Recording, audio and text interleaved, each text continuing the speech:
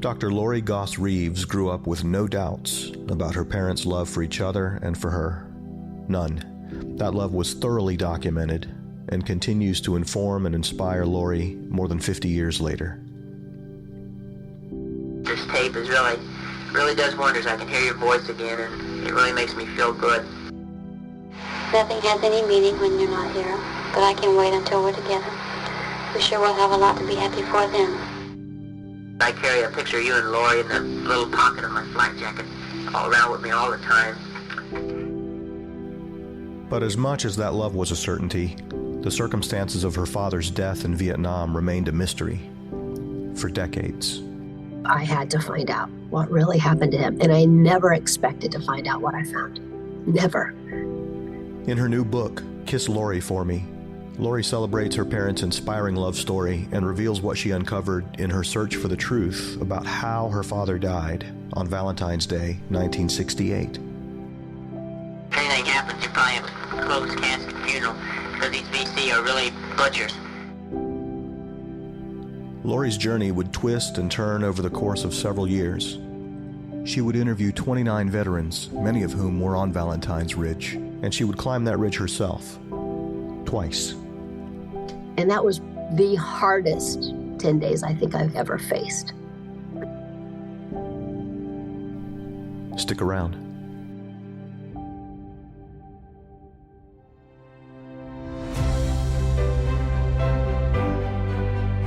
From the Vietnam Veterans Memorial Fund, founders of The Wall, this is Echoes of the Vietnam War. I'm your host, Michael Crone, bringing you stories of service, sacrifice, and healing from people who still feel the impact of that conflict nearly 50 years later.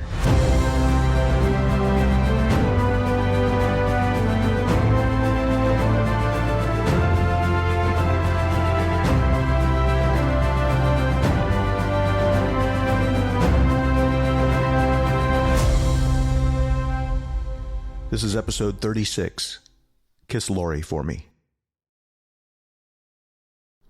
The third Friday in September is National POW MIA Recognition Day.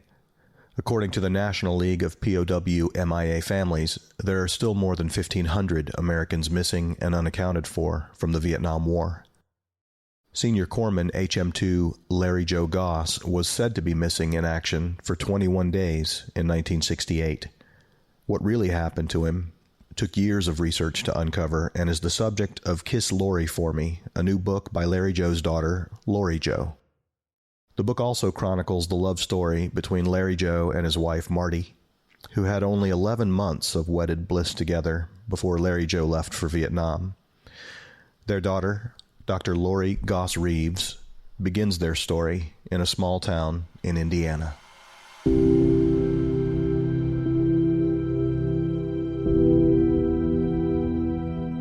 Marion, Indiana is a fairly small town north of Indianapolis, Indiana. And so I currently still live in the same town where my dad was born. And part of that is because my mom lives here, and I feel a very strong responsibility to her.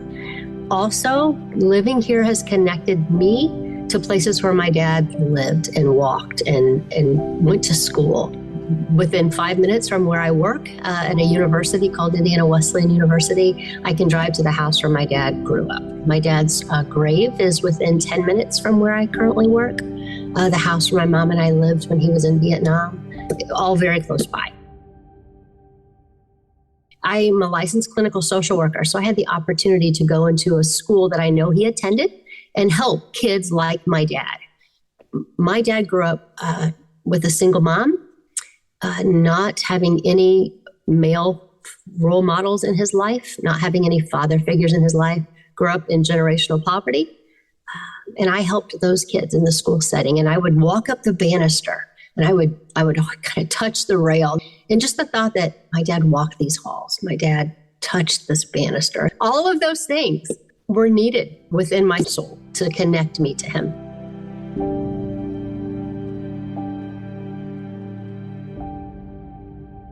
What I know about him, every single person talks about the smile on his face.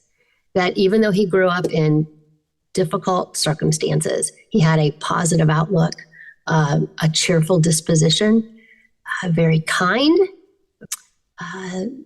very smart. School came easy to him. His sister will say that she had to study hard, but that grades came very easy to my dad. Mm-hmm. And what year did he graduate high school? 1964 from Marion High School, which is literally, I could walk there. It's 5 minutes from where I currently am. Growing up, you must have known adults who knew your father. Yes, you would think so, but honestly, most of them were only within our family. I did not get connected to the people he went to school with until much later in life, actually in my adulthood. So he graduated high school in 1964. Did he go straight into the military? No, my dad wanted to go to college after high school, but he didn't have the money to do so. And so he lived with his sister, Mana, and worked at a factory to save money for college. And then thought that he was going, actually was accepted to Ball State University, paid his $10 deposit. However, a draft notice came in the mail. My dad was shocked to receive that draft notice because he thought he was going to Ball State. He wanted to be a medical doctor and had saved enough money, had it in the bank, and was just waiting. He was going to join or start in one of the quarters in 1966. And when the draft notice came, he was shocked because he had given his mom $35 that was owed another admissions deposit, and she never took it to Ball State, as she had told him that she did, as he entrusted her to do. And he thought there had to be some sort of a mistake. And so he went to the draft. He wrote the letter to the draft board asking them to correct that and to give him that college deferment, and they denied that. If that $35 had found its way to Ball State, your dad would have been deferred? He would have had a college deferment, absolutely, yeah. When did he have to report? Yeah, so he was supposed to report January 20th, 1966.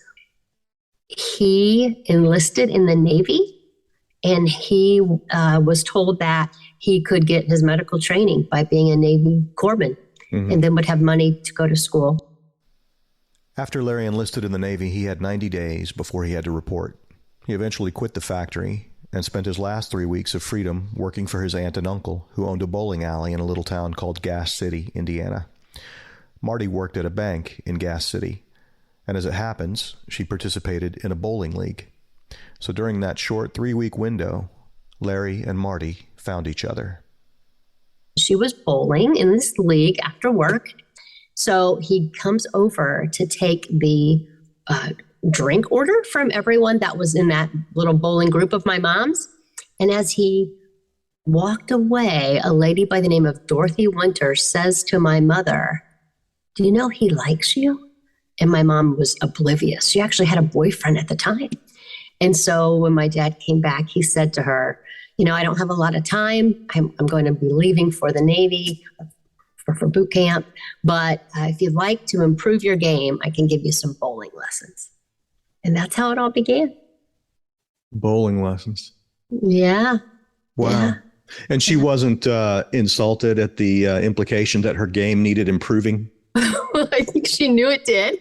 But the really amazing part to me is she went home and broke up with her boyfriend that night.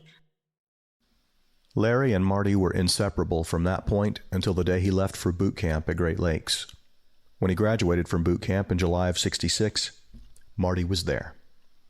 She and his sister went to that graduation, and I have this video of my dad and mom having this incredibly beautiful kiss standing by the car at his boot camp graduation. I mean, their love is just so documented. And what a gift to me. So after he graduated from boot camp, what happened then? So he proposed pretty quickly. He had enough money for a ring, so I've got to get the dates straight in my head. July 13th, her calendar says Larry proposed. And then July 14th, it says got engaged. And the way that happened is that my dad got down on one knee and proposed. And then the next day, he and she went and picked out the ring, a ring that I currently still wear every day. They set a date, presumably? They did, October 8th, 1966. Okay. And it coincided with my dad's leave from corps school. Gotcha. So they're planning to get married in October. Your father received orders in September. So it's the following September. They got married October 8th of 1966. Okay. I was born July 25th of 1967, and he received his orders September 13th of 1967. I mean, I just can't imagine what that was like for him and for your mom also. Right. Where were they living? North Chicago. Okay. They had 11 months of this beautiful time with just the two of them. And, you know, my dad writes about what it was like to be a dad. And so he experienced so much in this short amount of time. And then those orders came and he had a really fast, hard decision to make. And that was what to do with my mom and I. Larry wasn't about to leave his young family alone in Chicago. Before he left for field medical school, he moved Marty and Lori back to Marion into an apartment owned by his Aunt Marge and Uncle Russ. After Larry completed field medical school, he came home for 30 days before leaving for Vietnam.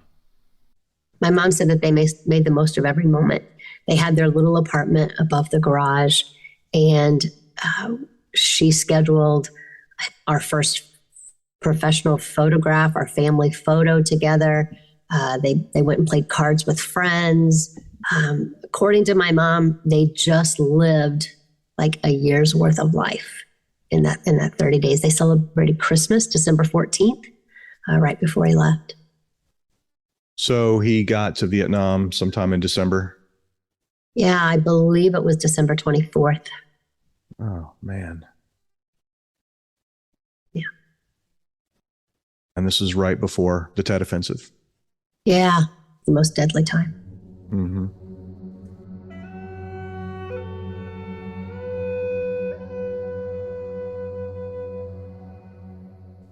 My dad arrived in Vietnam higher in rank than a lot of corpsmen. And so he was an HM2 and the senior corpsman of Kilo 39.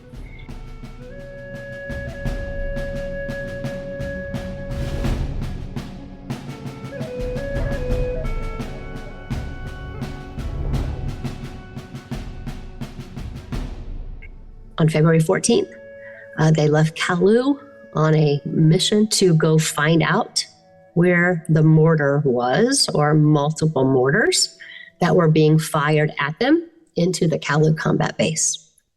And they found the North Vietnamese army up on that ridge. And the captain and the lieutenant both became unable to lead. The captain was mortally wounded, died 2 days later. And when I say lieutenant, I mean the XO and the CO. So the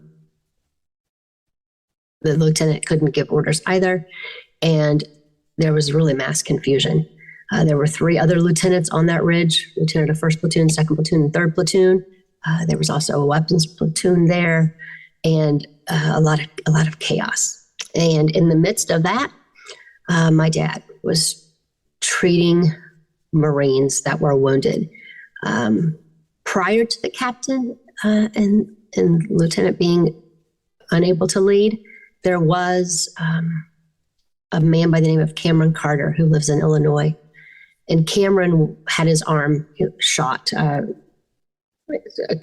His arm was shot enough that he was wounded pretty bad. And so a man by the name of Marty Russell, Doc Marty Russell, who was the corpsman for 3rd platoon, and Cameron was in 3rd platoon, went up to treat Cameron, and my dad came up from the rear where the CP group was and actually helped Marty Russell save Cameron Carter's life. Then the XO and CO were wounded, and some men just got off the ridge, and some helped the wounded, and some didn't know what to do. Some ended up spending the night all night long there. But my dad, we know, responded to the call of corpsman up. A man by the name of Frederick Bungartz was injured. And I don't know who called for help, but my dad responded. and was hit by 2 grenades. And according to the person that gave that missing in action report information, no signs of life were found after that. The most difficult part of the story is there's a considerable gap between what was happening on that ridge and what was being communicated to your mother back home. Yes. Yeah, that's a hard part still. My mother said that she was upstairs in our apartment and that she never picked up the landline telephone, which belonged to Marge and Russ, ever. The phone rang, and for some reason she picked it up. She still says she doesn't know why. And on the other line, she heard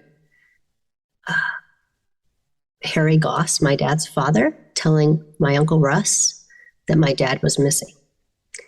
The reason that Harry got the information first is that my dad's half-brother worked on the Indianapolis Police Department. And so it came across to him first, and he called his dad and said, call Uncle Russ, so that he's prepared when Marty gets the news. And so my mom got the news that way. She said that she screamed, dropped the phone, and that I started crying. That's how my mom found out that my dad was missing in action. And then, 2 men in uniform came to the door, she said later that day, to give her the news that he was missing in action. The first telegram indicated that my dad might have been taken by hostile forces. And so I really grew up believing that was true, wishing that was true, and thinking my dad was going to come home, which I think complicated my grief.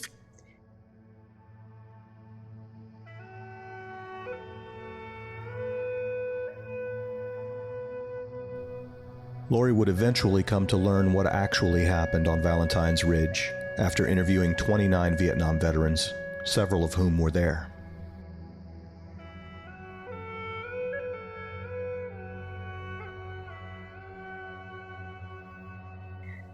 For 21 days, my dad and 9 Marines laid on Valentine's Ridge, their bodies decaying away. And the Marines that I have found said that they wanted desperately to go retrieve those bodies. But for various reasons, they were not allowed to. Finally, on March the 5th, a recon team named Delmar was ordered to go retrieve the remains. And so my dad's remains were found, and whatever was left of them, which couldn't have been much, were brought back down on March the 6th from that ridge and shipped back to the Indianapolis airport. My mom documented those days in the most heart-wrenching letter to my dad, which is in the book. I don't know how she did it. She's clearly very strong, but she kept praying that God would help them find Larry. The telegram actually said that a search team was looking for my dad. None of that is accurate, but I want to be very, very respectful. And I spent hours agonizing on what to put in the book and what to leave out, because I really love our country and I really believe in our military. And I know that without a body, that's probably what they had to say. And so I don't have any negative feelings about that. I just know that my mom suffered unnecessary pain and suffering, and not just her. I have found several of the family members of those 9 Marines that were also there on that ridge for 21 days. And I've been able to help them know what really happened, because they had those same telegrams and they had that same hope.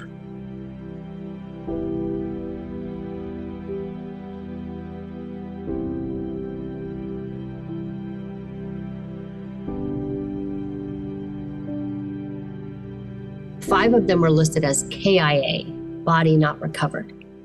5 of them were listed as MIA.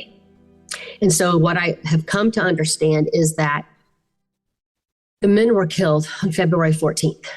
About 30 Marines spent the night on the ridge, led by Lieutenant Dan Wazolik and a man by the name of Captain Conger, who recently passed away. He and Dan Wazolik together the next morning led those men up the hill and took the hill, and the MVA left. That's on the 15th.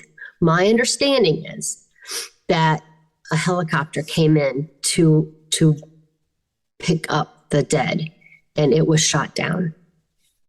And that on the 15th, when Captain Conger and Lieutenant Dan Wazolik asked for help to bring the wounded, everybody but one person, it's my understanding, was wounded on the 15th in that assault up the ridge, that they asked for India Company to come help them, and that only one platoon from India Company was sent.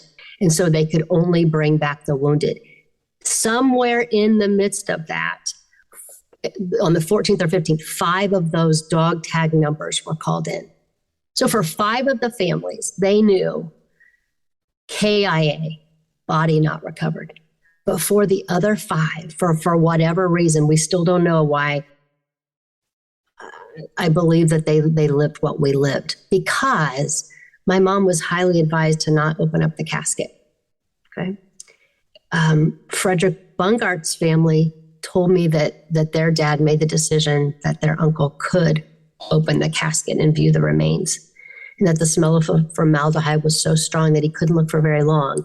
But he did say to the family that he could tell that it was Frederick, or thought that it was, and that there was a chest wound. So for that family, they had that information, and the mother still sat by the television hoping Frederick would walk off the plane, because accepting something like that is so hard to do, right? That her son, right? That my mom's husband really were in a casket, unrecognizable for the most part.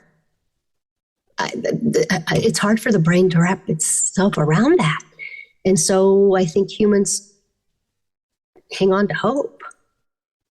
I think it helps them not have to swallow all of the bitterness of grief at one time. Grieving and afraid and so young, Marty focused what energy she could muster on little Lori. In October, the two moved out of the apartment above the garage and rented their own place. She had a birthday in January, and she talks about driving to see my dad at his grave that day. It was snowy. Her mom had a party for her, but she just wanted my dad. And so I know for my mom, it was her and I living in this apartment and her really not knowing what she was going to do with her life. How old is Marty at this point? 23, I believe. Oh, good God. 23 or 24. So what did she do?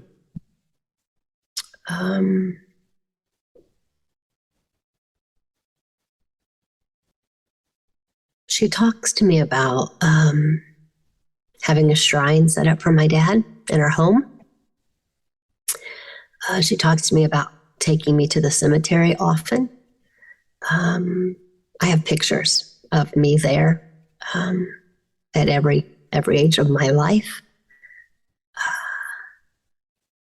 I think she just held on to him and just kept loving him. And I think she poured all her love for him into me, and making sure that she passed his legacy on so that in her own mind, he really didn't have to die. I think I was this living, breathing piece of him that she devoted her life to as a way of showing him, I think, how much she loved him, and still does to this day. Was Marty working during this time? I mean, how's she getting by? Yeah. My mom had my dad's life insurance, $10,000. And my dad's father borrowed some of it, but my mom used the rest of it for us to live, and she was not working at the time. And then later, not much later, she ends up finding someone, and they together had a child, and so she married him. And so you grew up with that? They divorced when I was 4, and I did grow up with that half brother. And so when they divorced, my mom was a single mom raising my half brother and I. And at that point, she worked at Kmart and in the evenings. And she used some of my dad's life insurance to buy us a house. And my mom was an incredible single mom, but she had a lot of guilt about leaving us with babysitters or not finding good babysitters. And that period was harder for her than I realized. But my mother will tell you, she couldn't take my half-brother's dad away. And so she remarried him when I was 10. And they're still married today. Still married today? They are. Wow. How did your father's absence define your experience? What I remember is going to school for the first time and being afraid that something was going to happen to my mom while I was there. Because in my mind, she was all I had. First grade, I think it's when kids start talking about, like my dad's got big muscles and, your dad, we're talking about our dads. But I didn't have a dad to talk about. And I think first grade's the first time I remember feeling like I'm really different. And especially on Valentine's Day. I'll never forget Valentine's Day party my first grade year. And we're passing out Valentines. And all I remember is that I started to cry. And I also remember a little boy saying to me that I didn't have a dad. I was crying. And my teacher that whole year, told my mom I should go see a counselor. I didn't, but there was something going on that first grade year. And so it was this sense of, what am I supposed to feel on Valentine's Day? Everybody seems to be happy and they're playing or they're passing out cards, but my dad died this day. What am I supposed to feel? And in your school age years, you never ran into any other Gold Star kids? No. Honestly, I didn't think there were very many people like me. And then I found out about Sons and Daughters in Touch. I believe it was 1992 or 3. I saw this magazine article that mentioned Sons and Daughters in Touch. And I thought, there are other people like me somewhere who also lost their dad in Vietnam, but I didn't get involved. I just decided that I'd figure that out someday. And so I've since met many of them, but not at all when I was growing up. In 1982, when Lori was 15 years old, her high school planned a trip to Washington, D.C. Despite the cost, Marty found a way to send Lori and her stepbrother. At the time the itinerary was being planned, the Vietnam Veterans Memorial had not yet been completed, and so it wasn't on the agenda. But Marty knew that the wall would be dedicated by the time the kids got there. She reached out to Lori's school principal, who made sure the stop was included so that Lori could see her father's name. The wall was just the first time I ever remember my peers then kind of understanding it. The peers that were with me on that trip then had a different, maybe a view of Lori without a dad, right? I was Lori who didn't have a dad, but that year I was Lori who had a dad that gave his life for our country. And that's a whole different perspective. Let's talk about the book. Okay. What triggered it? I mean, you're clearly highly educated and highly capable of writing a really compelling book, but so are a lot of people who don't write books. Somebody had to do it. His memory deserved that. And growing up, I had those letters, his letters to my mom. And I really couldn't read them. They're really still pretty sad. And I had these audio tapes that he sent to her from Vietnam. When I was 18, I was accepted to Ball State University, just like my dad. And my mom paid a neighbor to take all those audio tapes and put them onto a cassette tape. And I remember... Because they were reel-to-reel before that? Yes, yes. And so I never got to hear them, right? Mm-hmm. I remember putting that cassette tape in my car, and I heard my dad's voice for the first time, and I had to pull over and cry.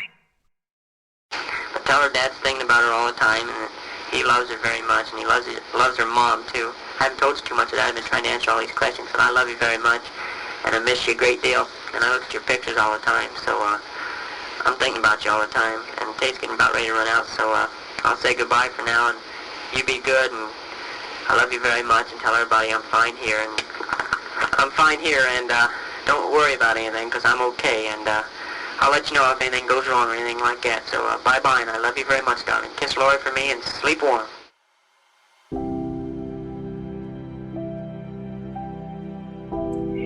I still cannot listen to his voice without crying.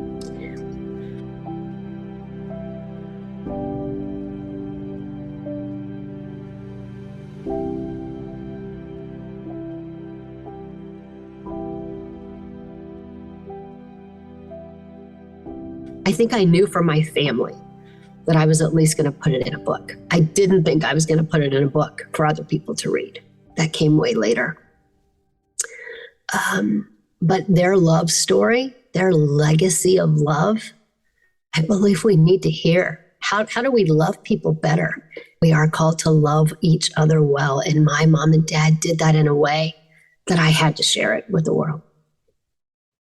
After a short break, Lori talks about the odyssey of researching and writing a book about her father, and of the deep connections and shocking discoveries she made along the way. Stick around.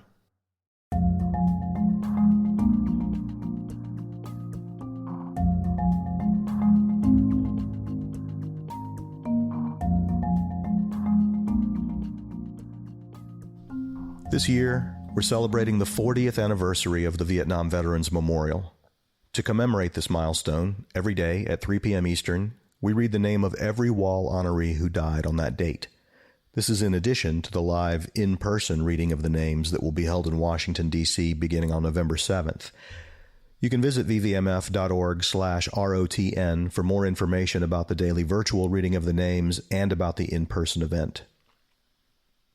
Look, we know it isn't easy for everybody to visit the Vietnam Veterans Memorial in Washington, and that's exactly why VVMF created the Wall That Heals, an exact replica of the wall at 3/4 scale that travels to communities all across America.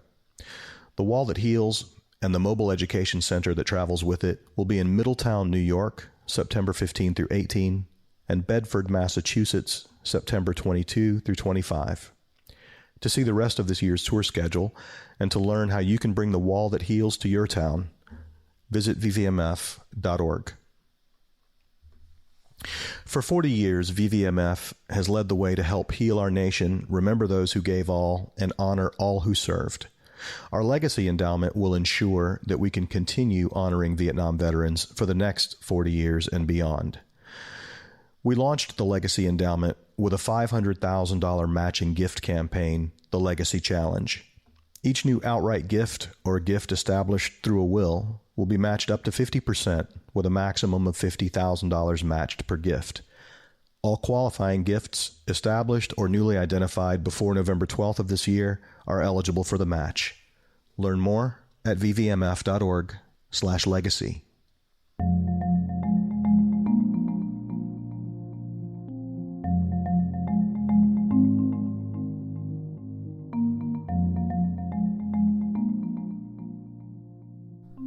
When Lori Goss-Reaves set out to write a book about her father, she couldn't have imagined where that process would take her. Start with the fog of war, add in incident reports written in the midst of chaos based on sometimes conflicting accounts, stir in the jungle's way of reclaiming all the tracks made by men, and simmer for 40 or 50 years. Somewhere in that stew is the truth, but how can you separate it well enough to identify it? That task was not really in the sense of writing the book. It was finding out what happened to my dad. Because when I grew up, his mother said to me, well, you know, Lori, your dad's not really buried at the IOOF cemetery. You know, I wanted your mom to open the casket and she refused. And so I went to the funeral home and they opened the casket and there was nothing in there. She told me that on my 16th birthday. My dad's grandma would say she didn't really believe that he was dead. And so I wasn't convinced that those pieces of paper that we had contained the story of what really happened to my dad. I mean, I read through them all, but there were so many missing pieces. I really believe I had to find out for him, for my mom, for myself, what really happened to him. And I never expected to find out what I found. Never. And in researching my dad's story, I found some things that were pretty painful to find out about choices made on the battlefield. And I chose to leave those out of the book. And I'm glad I did. But what I found out was that there were some real heroes up there. And we have to honor them. We have to tell their stories. We have to understand that these men were young. They faced really horrific decisions, and they did some incredibly noble things. We owe them a whole lot. And I don't know. That's what this book became. It became much more than my dad's story. It became their story. And was that the biggest surprise for you in writing the book, that the scope of it became so much broader than you intended? The biggest surprise was that my dad died trying to save the life of a wounded Marine. I had no idea. You had no idea? Absolutely not.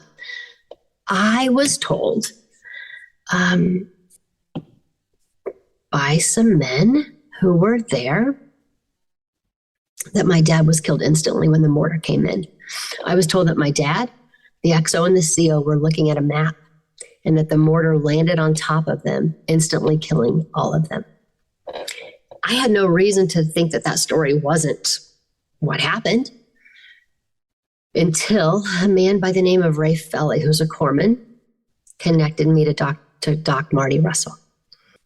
In 2007, I turned 40, and my husband, to my surprise, bought plane tickets for my 10-year-old daughter and I to fly to Orlando, Florida, to a Kilo 39 Vietnam Veterans reunion. I had connected via the internet with some of the men that served with my dad, but I had not met them face to face. They'd invited me to reunions, and I chose not to go just because I thought my kids needed me at home. But once Eric bought the tickets, Courtney and I were on our way. One of them, by the name of Ray, met us at the airport, took us to the reunion. And at that reunion, the men from 1st Platoon, Zeke, Ray, and Jed, took me under their wing. I expected to be an outsider. I really was in my own mind. And they treated me like I was one of them. And I did not expect that. They too had heard that story, that my dad was killed instantly when the mortar landed on the XO, the CO, and allegedly the senior corpsman. I had no reason to not think that that was accurate, except that years prior, around 2000, Ray had connected me to Doc Marty Russell. And I only talked to Doc Russell one time, and that's a regret of mine.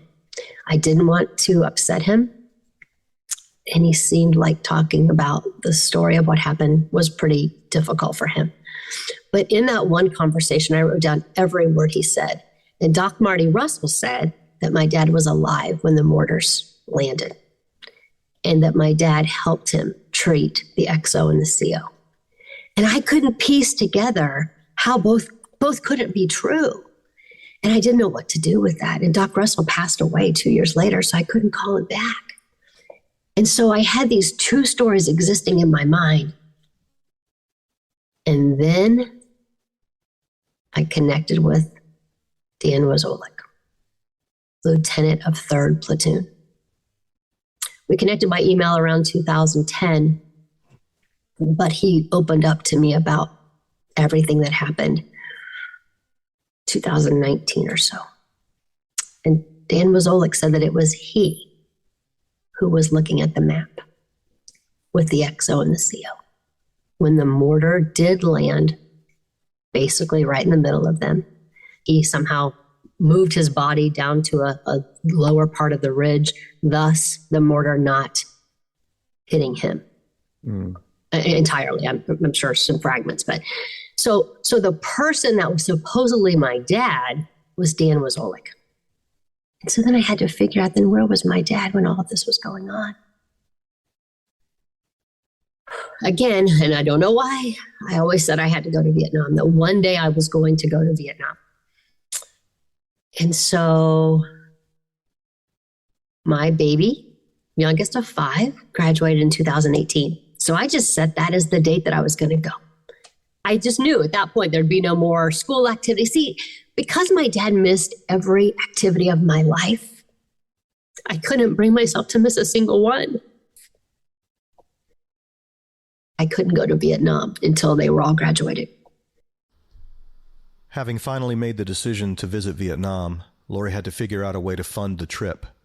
She applied for a scholarship from the Lilly Faculty Development Fund, which required her to do some academic research in return for funding.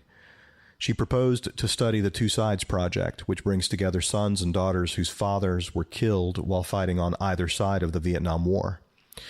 But of course, while she was there, Lori's personal objective was to climb Valentine's Ridge, where her father had died 50 years earlier. December 2018, my dad's battalion surgeon, Dr. Jerry Behrens, his wife Mary, a nurse who had been to Vietnam 13 times to train Vietnamese nurses, my husband and I met in Vietnam. They flew from Casper, Wyoming. We flew from Indianapolis, Indiana, with 2 purposes. 1, to complete the research, and 2, to climb Valentine's Ridge.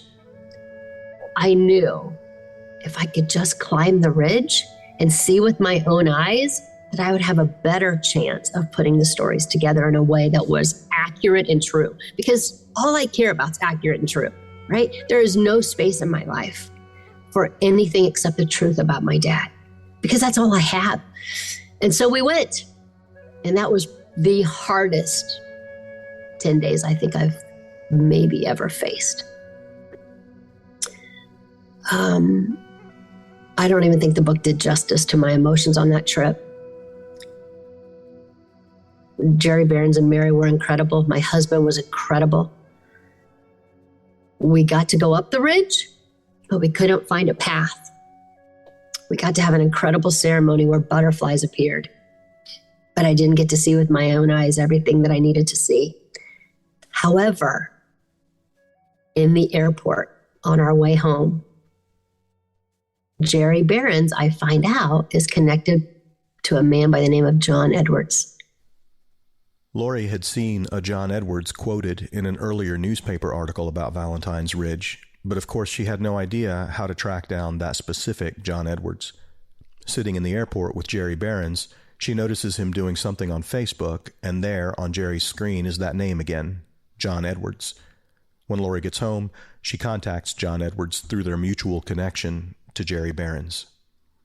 And John Edwards led me to the truth about that story. He passed away this past January, but John Edwards invited me to go with him to Vietnam in July of 2019. Now, keep in mind, I had just been there in December. I really experienced something with my dad in December that I have never experienced before. It was a presence I have never felt. I didn't want to go back really again because I was afraid I wouldn't feel that again. But John Edwards was on Valentine's Ridge. He was a radio comm chief, and he volunteered to go on that patrol. And I thought, when am I ever going to have the opportunity to go walk that ridge with someone who was there? And so my son, Casey, had wanted to go with us the first time, but he was in college. So this one happened to be in the summer. And John said to me, we could go up Valentine's Ridge on my dad's birthday, July the 7th. And so I knew I had to say yes. John Edwards' story, John Edwards' account talks about seeing a corpsman tending to a Marine that was wearing a radio after the mortars came in. That Marine died, and John approached the corpsman to get the radio because he was trying to get something to communicate back to Kowloon. I know it was dusk. I know that, but John said that he was physically like right there with that corpsman. Didn't know them, didn't know any of them. John wasn't in Kilo. He was a comm chief. But John said that as the corpsman helped him take that radio off this Marine who was gone, that the corpsman wept Now, John told me this story on the telephone in 2019. I called my mom and I said, Mom, would my dad have cried? And she said, yes. And I started thinking, like, I don't know if that was my dad. I have no idea. But this would have been the first person my dad would have worked on that would have died. It could have been him. And so I had to find more people.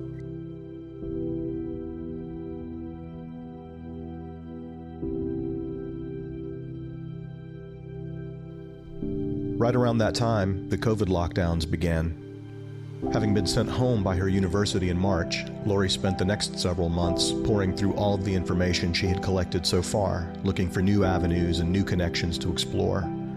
She was able to find more men through a group called Buddy Finder, and her journey of discovery continued. And then through Facebook, I found a man named Arthur Sayward, who is the second person who told me he saw my dad's dead body on that ridge, first being Doc Marty Russell, second being Arthur Sayward. And as I put all those accounts together, just like qualitative research classes taught me how to do, I was able to look at the accounts of all 10 that died and the 5 that were MIA and how were they killed, and finding a personal account about each one of them, and that only left my dad and Frederick Bungart's. I'll never forget the way I felt when it was like clear to me that Frederick Bungart's had to be the person my dad was working on when he was killed. And then Arthur Sayward's story matched up with Doc Russell's story from 2000, so many years ago. Arthur Sayward's and Doc Russell's story matched up.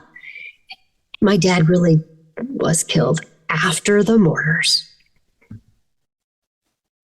trying to save the life of a wounded Marine. I didn't ever expect to know that. I didn't even expect that happened. My mom was told that he died instantly, right? Most people would prefer to believe that. He didn't suffer. My story's not what I would have wanted to find, but I know it's true. He was hit by 2 grenades. He maybe suffered. He maybe knew. I don't know. But the truth is, he did what corpsmen are trained to do. He, in the midst of being placed in harm's way, made the choice to try to save the life of one of his Marines.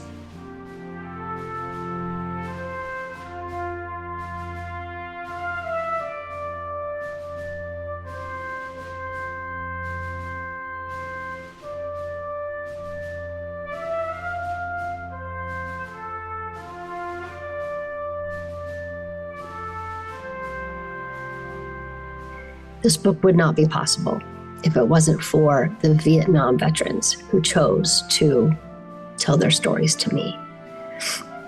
I can't thank them enough. I could list them and I would leave someone out and I would hate that. But they know who they are, and I think they know that they helped this corpsman's daughter love herself better and really know that her dad would be proud of her as much as she's proud of him. And so to the men of 1st Platoon, 2nd Platoon, and 3rd Platoon of Kilo 39, I will forever carry you in my heart.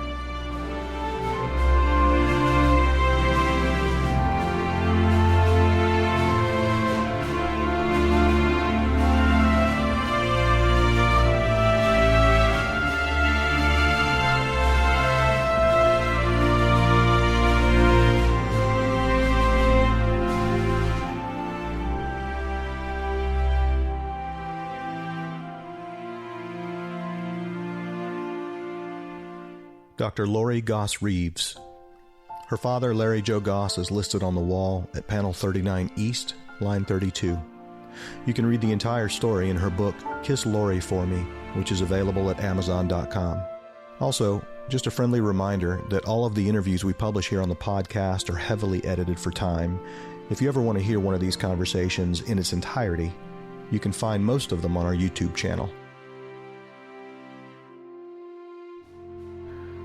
We'll be back in 2 weeks with more stories of service, sacrifice, and healing.